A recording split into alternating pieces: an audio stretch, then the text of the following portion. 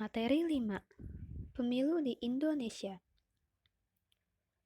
Pada gambar tersebut, terdapat lambang Pancasila, sila keempat dengan banteng merahnya berbunyi, kerakyatan yang dipimpin oleh hikmat kebijaksanaan dalam permusyawaratan atau perwakilan.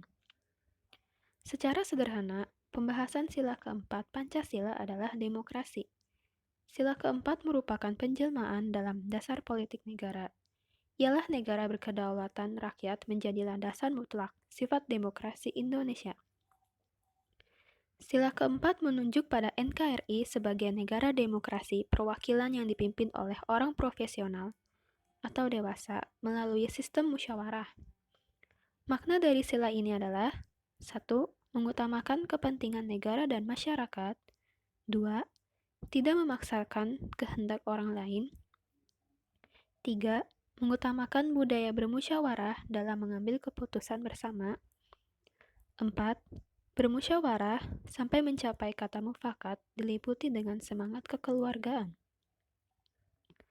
Ada 3 cara dalam pemungutan suara, yaitu musyawarah mufakat, voting, dan aklamasi.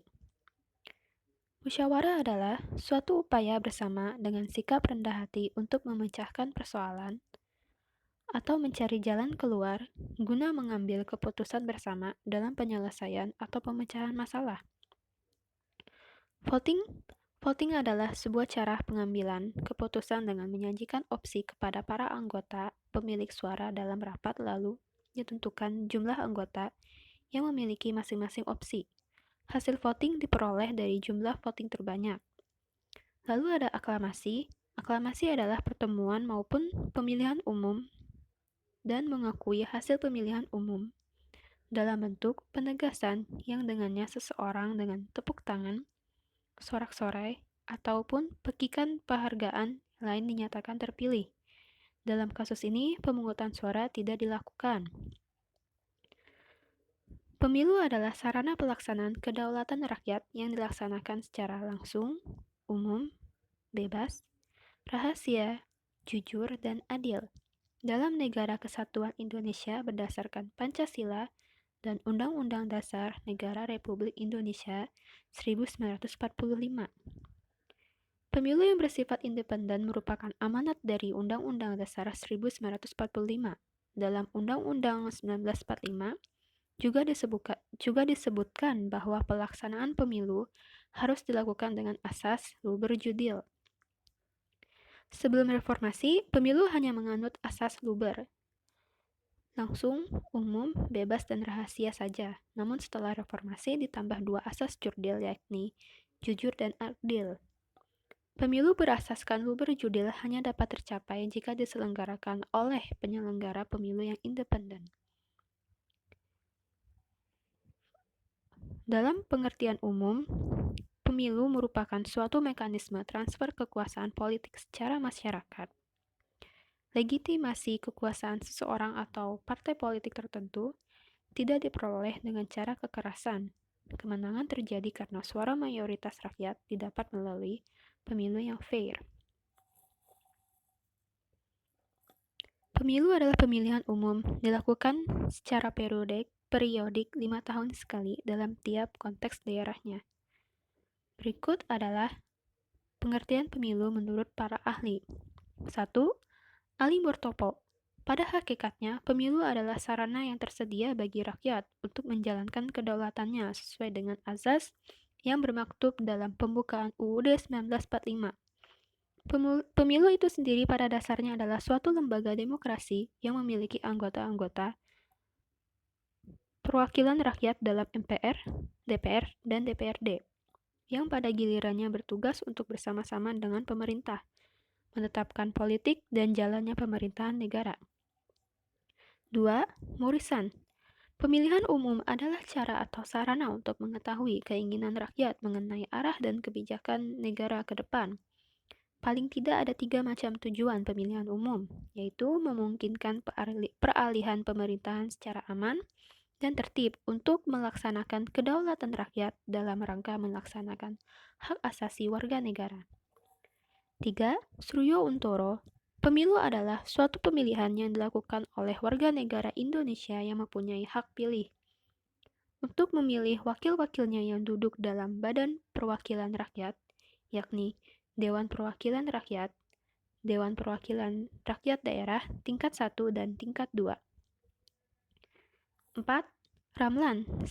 Pemilu diartikan sebagai mekanisme penyeleksian dan pendelegasian atau penyerahan kedaulatan kepada orang atau partai yang dipercayai. 5. Pemilu menurut Undang-Undang Nomor 8 Tahun 2012, Pasal 1, Ayat 1. Sarana pelaksanaan kedaulatan rakyat dalam negara Republik Indonesia yang berdasarkan Pancasila dan Undang-Undang Dasar Negara Republik Indonesia tahun 1945. Sekarang peraturan UU mengenai pemilu sudah mengalami amandemen yaitu UU tahun 2017. Fungsi pemilu ada 4, yaitu pendidikan politik, sirkulasi elit penguasa, pembentukan legitimasi penguasa dan pemerintah, pembentukan perwakilan politik rakyat. Fungsi politik 1. Pendidikan politik. Pemilu dapat dikatakan sebagai pendidikan politik yang bersifat transparan, langsung, rahasia, dan tidak bisa dipaksakan. Hal ini adalah bentuk dari demokratis yang harus tetap dilestarikan hingga generasi berikutnya. 2. Sirkulasi elit penguasa. Pemilu dapat merubah elit politik dengan mekanisme yang baru melalui rakyat.